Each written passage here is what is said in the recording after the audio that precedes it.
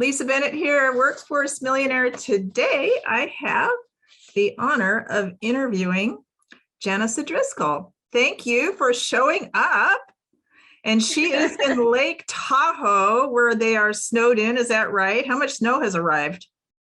We're in Truckee, Okay. and I think it's around 5 or 6 feet, and it's still coming down.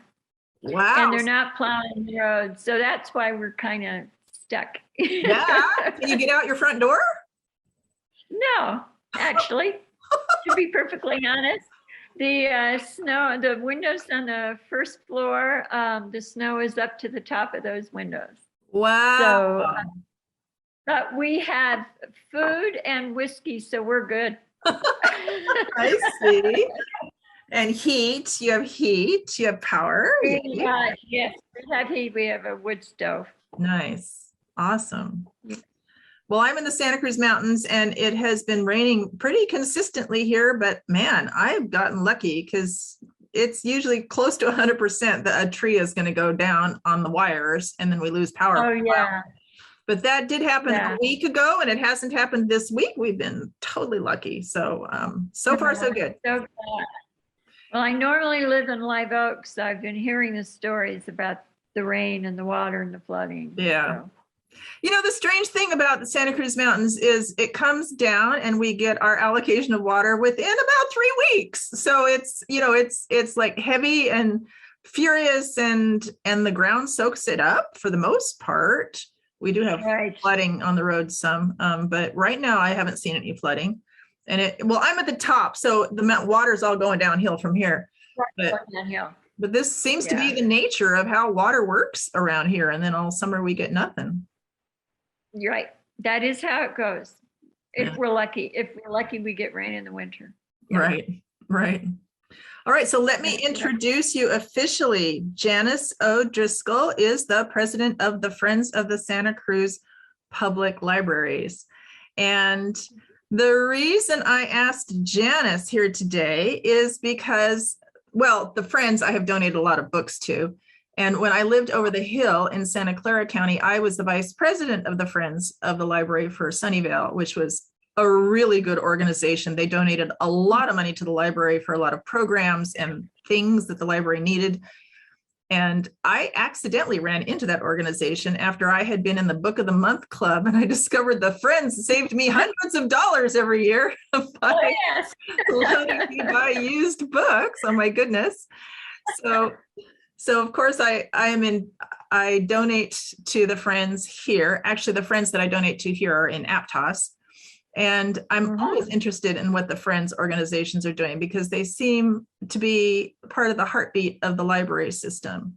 So the Friends of the Santa Cruz Public Library's goal is to create stronger neighborhoods and a culturally enriched county through accessible and diverse library programs. The Friends of the Santa Cruz Public Libraries began as a grassroots organization spearheaded by members of the local American Association of University Women. Right. They were formally incorporated in the summer of 1979. And within a few short years, the organization grew to over 500 members, organized book sales and book talks, provided equipment and program support for the Santa Cruz Public Library system, and developed local chapters for many of the branches of the Santa Cruz Public Libraries. That's correct. Okay. All right. We have 10 branches. 6 of the branches have a Friends chapter, and we also have a bookmobile. Okay. And we're working on forming chapters on the for the other branches. Oh, okay. And what's the current status of the Aptos Library? Oh, that is so exciting. The current status of the Aptos Library, they are in renovation. And they're one of the branches we are raising money for in our 2021 campaign. And what is really exciting about Aptos is we didn't, let me back up just a second. We had a Measure S initiative in 2016 that the voters of Santa Cruz County approved of by 70%. Wow. And what that did was raise money for bonds so we could either construct new or renovate each of the 10 branches. You can imagine what a Wow. project that is. But that happened, that was passed in 2016. And as we began building the buildings, we found the construction costs surpassed what we had. So what the Friends are doing is raising the gap money between what the bond measure raised and what it actually is costing to do the Oh, I renovations see. or the construction. So that's a little background on what we're doing. And in Aptos, they are under construction. Well, they're not under construction right now because we actually ended up deciding that the building had to come down. So that building has to come down. Oh. That's going to come down the first part of 2022. And a new building is being reconstructed. And what is exciting about that is the Aptos branch library is going to collaborate with the Aptos Museum. So we are actually producing a community space where the museum and the library will be partners in the same place. And we are very excited about that. That's a wonderful opportunity. Not every library gets an opportunity like that. And people are going to love what they see.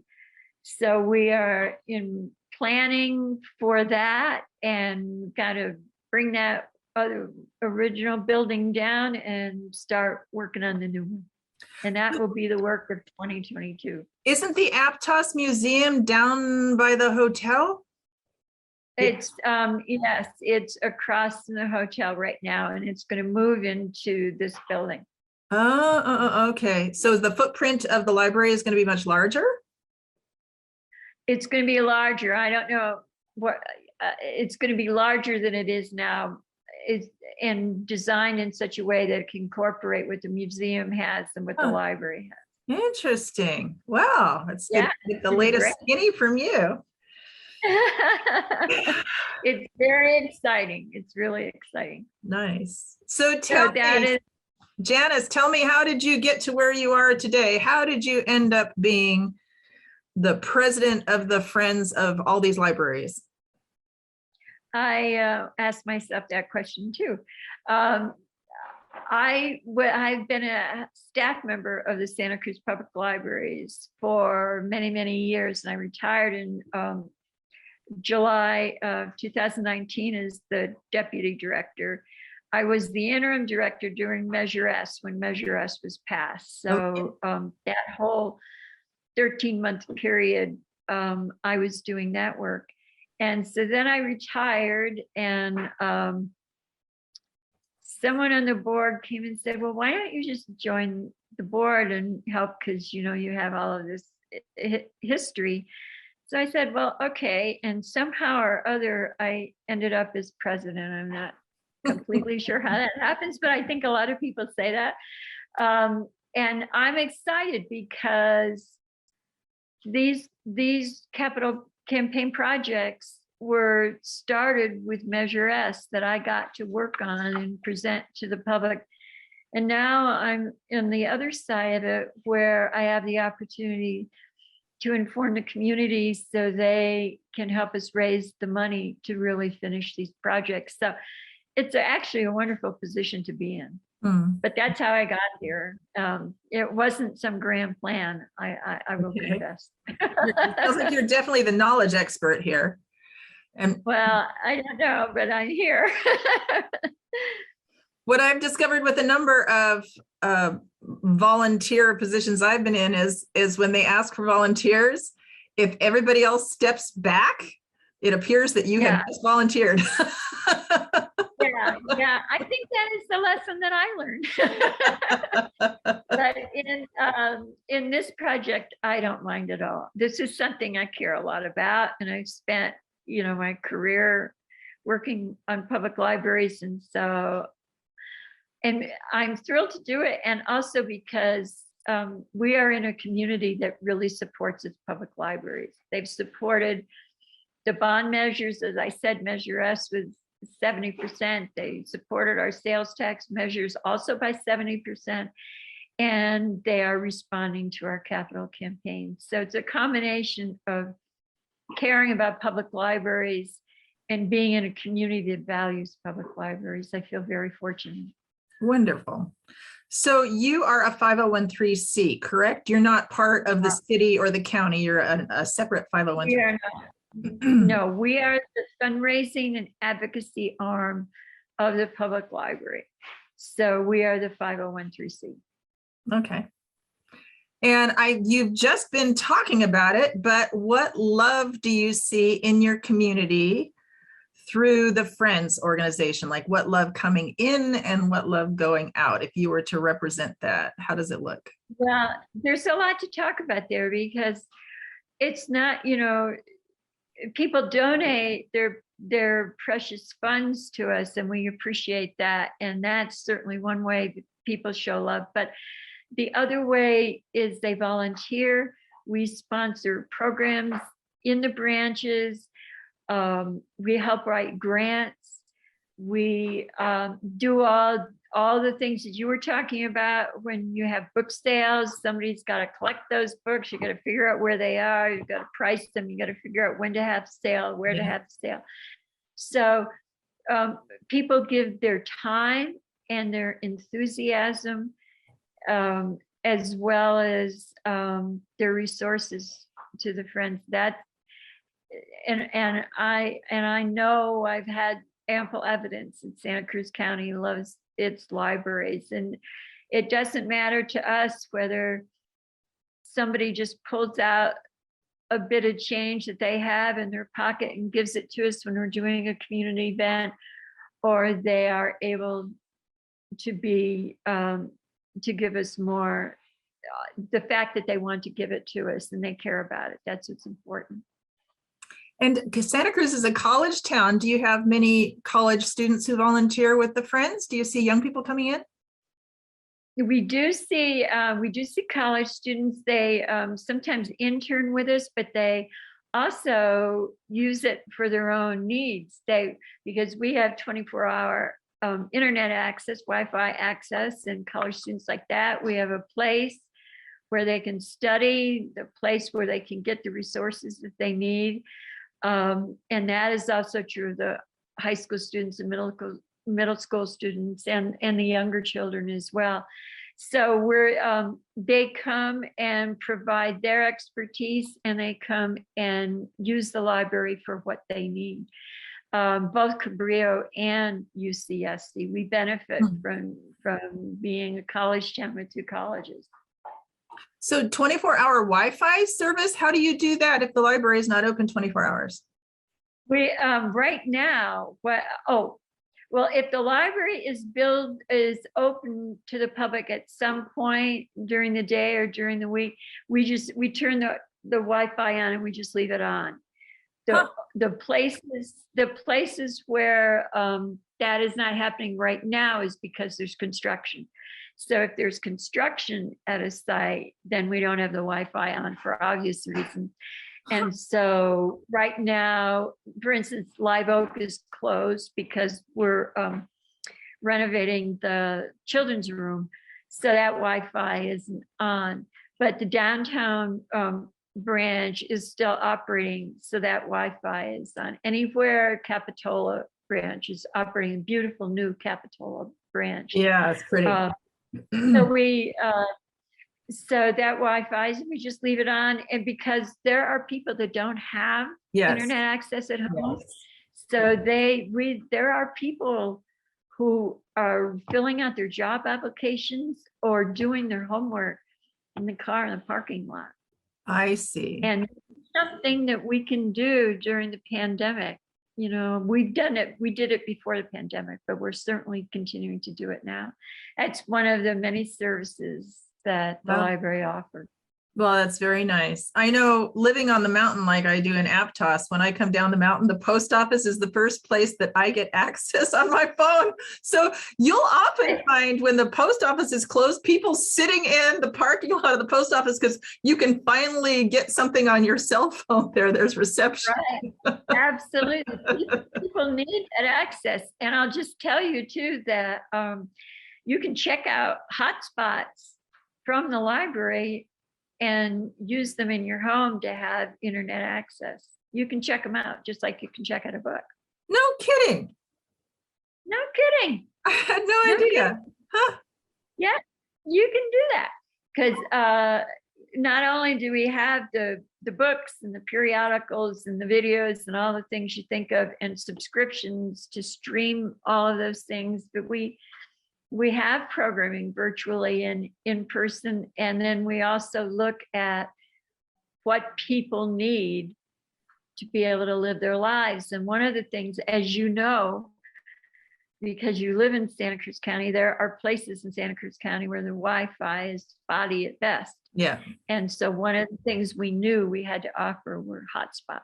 Huh. And we do. You can check them out. All Wow. you need is library. Yeah. Interesting. I will check it out.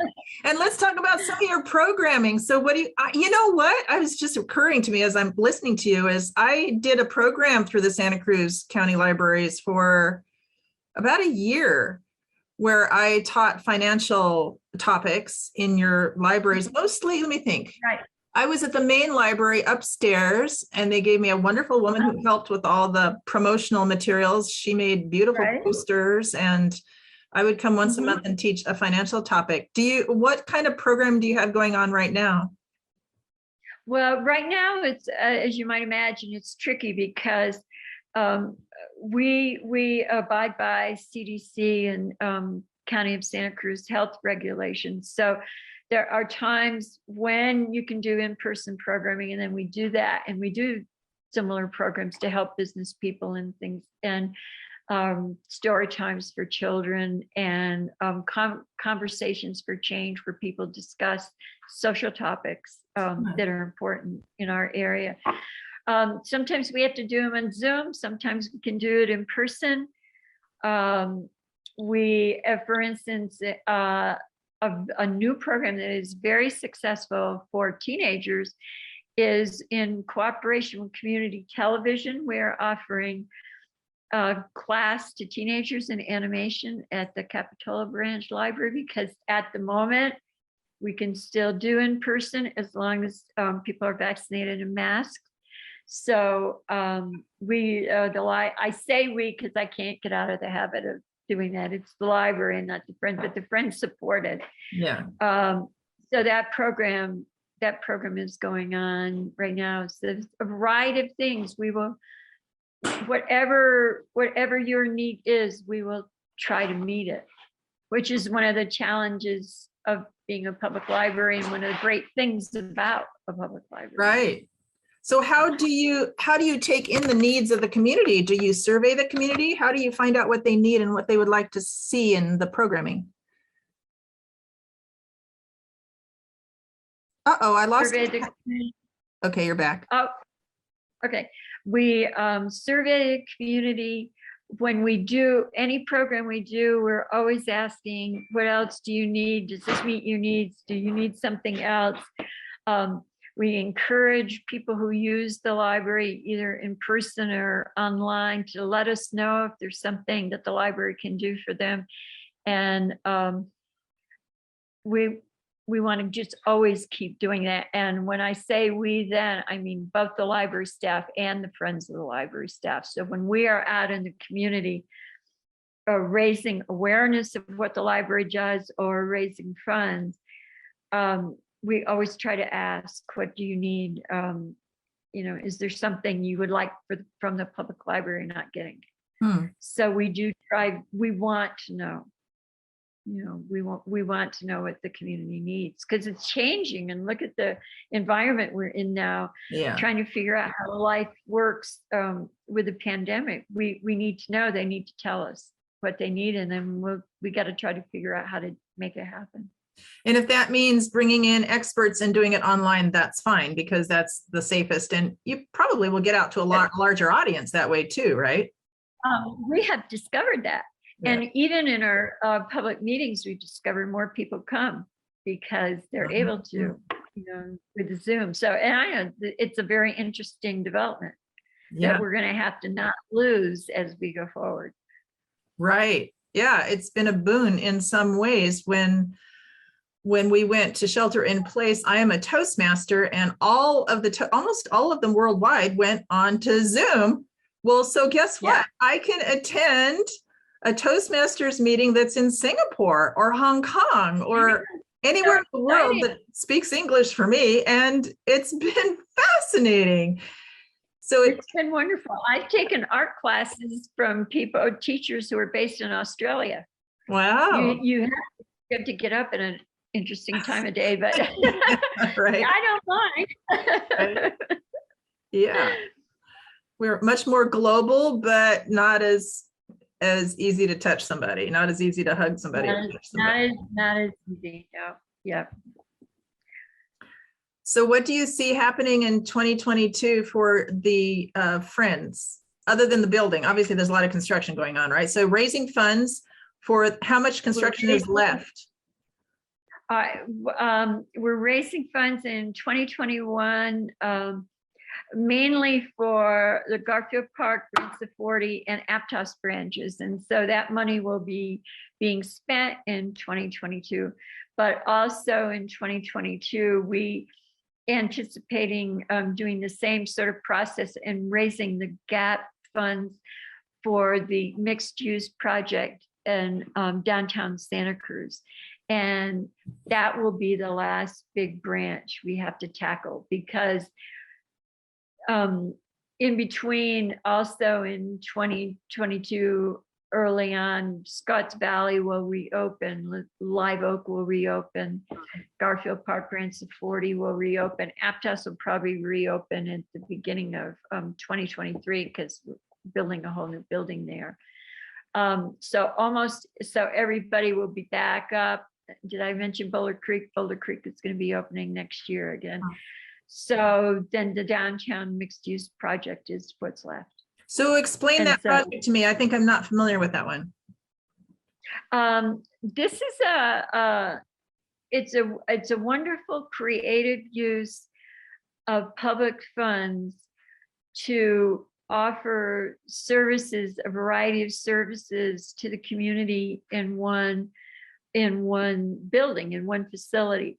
So what the city council of the city of Santa Cruz has been approving, and they've approved the architect and they've approved the first renderings, and now I think they're going to go back and do schematics.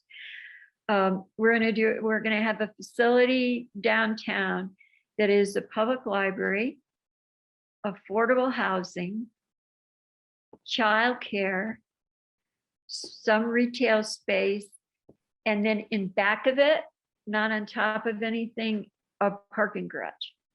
Wow. And so what happens, the important thing about this is what happens when you do that. Not only do you have a central place for all these things, but you're sharing the cost. So Measure S money and any money that the Friends of the Library raise only goes to the library section. Okay. It doesn't go to parking, doesn't go to retail, doesn't go anywhere else. Housing, that construction, that is being paid for with housing money. Retail space being paid for with that money. Parking space is paid for by parking money. But what happens is, altogether, you still have to have the outside structure. So you have the outside structure that you're all paying for, which means each one of these parts can put more of their money toward their function because they've shared, building that outside, right? Building. So, and we will have the childcare, the way the design is right now, the childcare portion is positioned so that the children will be able to go right into the children's room of the branch without going outside. It will be a safe way for these little ones to get from one place to another. And there will be affordable housing. It will move from the Church Street location to a location on Cedar Street. So it will be right downtown. It'll be, it's on Church Street right now, kitty corner from the Civic Center. Yeah. And it's going to move to the parking lot and the place on Cedar Street where they do the weekly farmers markets, they do monthly antique Oh. fairs, and it's a parking space. But the farmers market is going to move to a new permanent space because the space was never permanent for them. So they get a new space as well. So that's another way we're that the city is partnering. And then all of these things will be downtown. Wow. So what happens to Church Street location? The city is going to go through a process to make that decision. Because there are structural issues with that building, and so they will have to figure out what they are able to do and what they want to do with it. Wow. That's a city of Santa Cruz decision. Well, so this multi-use structure is happening. It's not being constructed yet. It's going to happen next year. Well, I imagine, there's still, you can imagine when you're doing that many functions, how long the planning process takes. Yeah. So I expect that planning process to take quite a while. We're in the beginnings of the design phase in the library section, and each of the other sections are in their various phases, and we're all individually raising money for our parts of the building. Of course, Measure S will go a long way for the library portion of that building, but the Friends need to raise the gap money between what we have for Measure S and what we will need to build the library portion of this facility. So all of that work has to be done. There's a lot more approvals along the way, as you might well imagine. Yeah. And so I probably shouldn't even guess, but I mean, I'm guessing someplace in 23 and hopefully finished in 24. Yeah, that's a project. Yeah. So the capital program manager in high tech. I managed up to $15 million projects, and it was, so many balls in the air at once, so much risk management and exactly. Yeah. And there's a lot to figure out when you're combining those functions, even though they will work quite well together. There's a lot, as you can imagine, to figure out. Yeah. So that will be one part of what the Friends are doing, because there'll be that capital campaign, but then we also have to continue raising money for our operational budget to continue supporting the programs and doing the advocacy work that needs to be done, so that the Friends can help the public library be responsive to the community. So that's what's ahead of us in 22. Wow, you have a lot of huge plans and a lot of great things the Friends are doing to help. This is wonderful. It's going to be exciting. Yeah, it's going to be exciting. And, we're still having book sales, so that still happens too. Yeah, when's the next one? So, I think it's all on hold until we figure out what's happening with the CDC and public health. Right. There are, I believe that the Aptos Friends chapter has arranged to do a book sale once a month at the farmers market at Cabrillo on the Saturday market. Oh. So, and I don't, because I'm not home, I can't tell you what the next date of the book sale is, but if you go on the website, you should be able to find it. So there is at least that book sale, and it's safe because it's outside. So that I know is happening. Yeah, a couple of years ago, Sunnyvale moved their book sales to outside, and it's like 4 hours to get it all set up out there. But the traffic flow is good, and there's lots of space between everybody, and the sales keep rolling in, which is what we want. And people buy it. It's right, and they want books, and so that's something that can be done. And the Aptos chapter is doing that book sale, and then the Capitol Branch chapter runs the bookstore in the Capitola Mall. So there is a Friends bookstore that sells used books that are donated, that people donate to the library. The Capitola Friends Yes. get those books and sell them in their store location. They have an agreement. Capitola Mall has been very supportive of that, and that is still going on. Good. Yeah, I have been there. I have seen that. That kind of surprised me. Actually, I've never seen a Friends in a mall before, but that works. Yeah. Yeah, It's been working for us. Yeah. you've been very creative. Well, thank you. So it sounds like you have a lot of things coming up. And what could in the handout that I created for everyone, I showed the link to donate and the link to volunteer. So what does your organization need the most of in the next year? I think we need both of those things. If you have the link to donate, we're still going to need money to operate our regular budget and support programs. We're going to need money for the capital campaign, and we're going to need volunteers to help. So both of those things will be an immense support for us, and we very much appreciate it. And we have such an active, supportive community. Wonderful. So it's so nice to meet you and to hear from you and all your knowledge and your enthusiasm for your subject. And I hope that people who listen to this or watch the video gain something from it. Certainly you have a heart for what you do, and you've been doing for a very long time. And thank you for joining us today. I appreciate you. And thank you very much, Lisa. Yes. This has been a wonderful opportunity. And I will come meet you one day at the library. That's not that far from me. I can get to Santa Cruz. That's right, because I'm sure we'll be out by Memorial Day. Okay.